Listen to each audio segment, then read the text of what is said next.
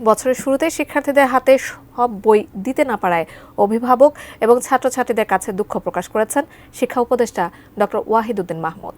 বুধবার আন্তর্জাতিক মাতৃভাষা ইনস্টিটিউটে আয়োজিত এক অনুষ্ঠানে তিনি বলেন, এবার বই ছাপার শেষ পর্যন্ত যুদ্ধের মতো হয়েছে।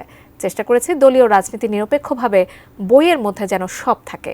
সবার হাতে সব পাঠ্যপুস্তক কবে যাবে সে ব্যাপারে কোনো মন্তব্য করেনি শিক্ষা উপদেষ্টা। এবার বই ছাপানো থেকে শুরু করে বিতরণ পর্যন্ত অনেক ষড়যন্ত্র ছিল। আজকেও বই নিয়ে কোনো জেলায় ষড়যন্ত্র করে বই আটকে রাখা হয়েছিল। অনুষ্ঠানে এনসিটিবি চেয়ারম্যান আশা প্রকাশ করেন 20 জানুয়ারির মধ্যে সব বই পৌঁছে যাবে।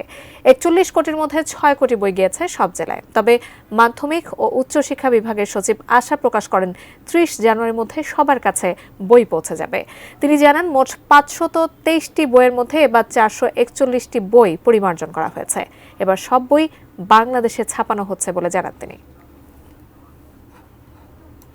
কাউকে এখন দোষারোপ করছি না, কিন্তু এই অভিজ্ঞতা এবং এটার অনুসন্ধান কাজে লাগিয়ে আমরা ভবিষ্যতে এই বই ছাপার বাণিজ্যকে কী করে আরও সুশৃঙ্খল করব এবং এতে যে একচেটিয়া ব্যবসা সেটা কমিয়ে আরও উন্মুক্ত করব, সেটা প্রচেষ্টা চালিয়ে যাব। এটা আমাদের শিক্ষণীয় একটা বিষয় হয়ে থাকবে।